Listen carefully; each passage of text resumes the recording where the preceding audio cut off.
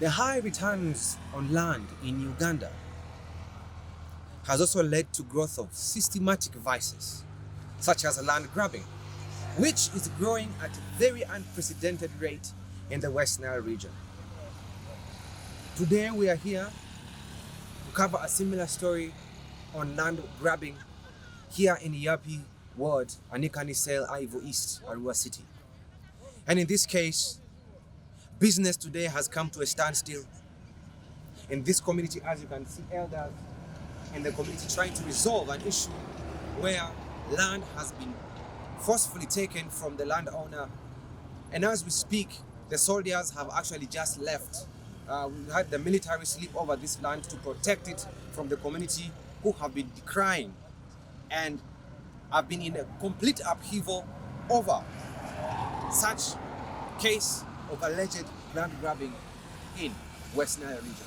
Areas around Arua airfield, among others, are very notorious for illicit occupation of land in Arua city. Few days ago, not very far away from Ayapi ward, another land scuffle ensued over the same vice.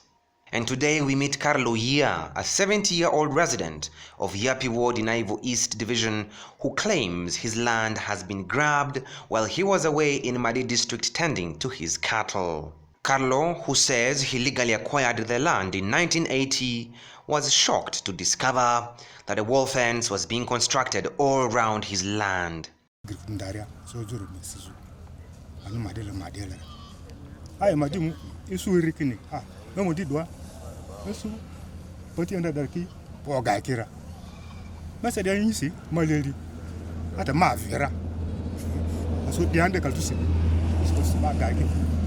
When I came back in 2010, I found all my trees cut. People had encroached on my land. The matter dragged on as I sought to be compensated, and then only to discover this year, someone leased my land to an unknown buyer. When we got to the scandalous property, the matter was slowly beginning to degenerate into violence as tempers soared between Carlo's family, clan members, and the purported land grabbers and laborers at the site.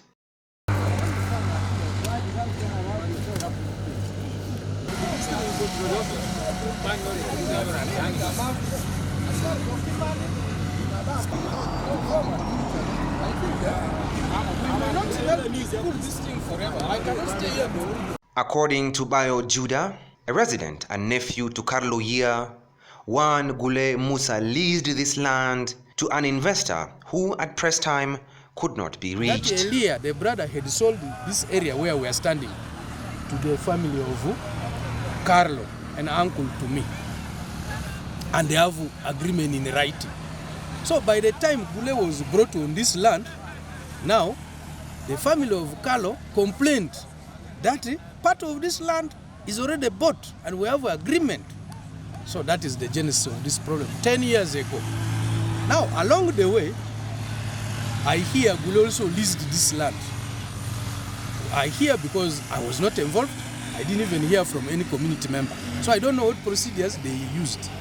And also, he went ahead and sold this land to one called Musa Majid. These are all people I don't know. Now, it is now Musa trying to develop this land. You get the point? So, now, while all this was happening, the family of Carlo has been having scuffles with the Gules. Repeated scuffles even involving police. According to eyewitnesses, UPDF soldiers were deployed yesterday when the locals tried to stop construction works. Bayo blames the police and the army for failing to interpret the law and instead protect perpetrators and allowing development to continue despite court orders to stop any work on the contentious property. How do you hold the other party criminal even when they have agreement in writing dated 2000 something, nearly 20 years ago, in writing? Now you hold them criminal trespass. Can you trespass on your own land? You can't. So now you allow development to go when even matters in court.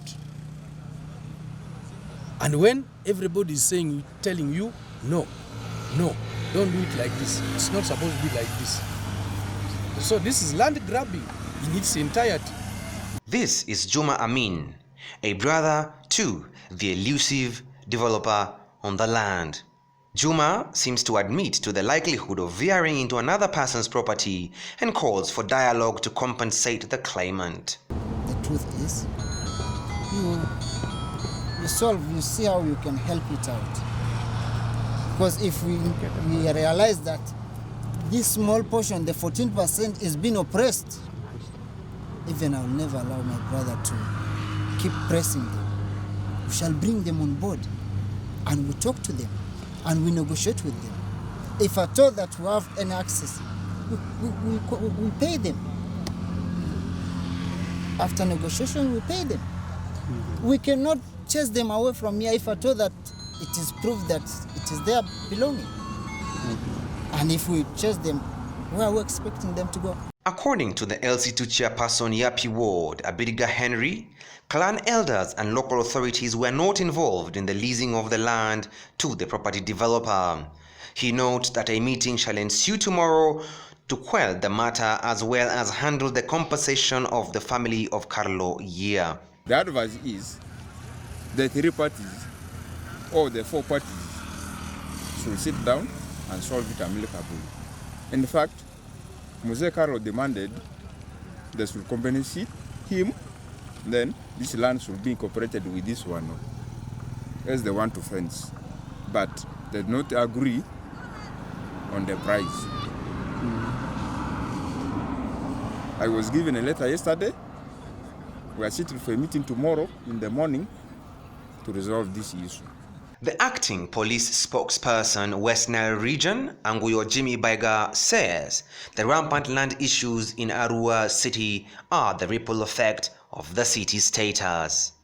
It has come to our attention that the issues of land, issues on land are on the increase. One of the obvious reasons could be the city status. Now Arua is a city. It's called one of the modern cities with an international airport. So people are taking advantage of buying off the poor, buying off their land sometimes without consultation. And it's worse when the head of the family, say the father has passed on and leaves the widow and the children. He called for a collaborative effort from the locals and community leaders to fight the vice of land grabbing. Let's work together. Let's work together. Because when we work together, we can achieve. There is a very great scholar who I'm quoting from a great scholar called Zig Ziglar. He says, if you want to walk very fast, walk alone. But if you want to walk very far, walk together. So I'm pleading the public, let's walk together. We shall walk very far. It is still a long way, let's walk together. Because if everybody accepts to join the bus and walk together, we move together in that bus, we shall reach together and we shall therefore achieve. I'm not politicking it, but I'm just trying to give an example that if we work together as a team, a collaborative effort, a concerted effort, we shall be able to achieve. Because most of our people are ignorant about these issues that are happening in the communities there. So we're also engaging them. Look at the number of the police, 45,000 policemen all over the country, vis-a-vis the total number of people in Uganda. It's very hard. Police can't be everywhere. So we need to work with the public through our office of public relations, community liaison officers, the LCs, the politicians. Let's work together. There we shall be able to help our people. Land is the most important asset of livelihood for many people in West Nile whose majority are ignorant on their land rights.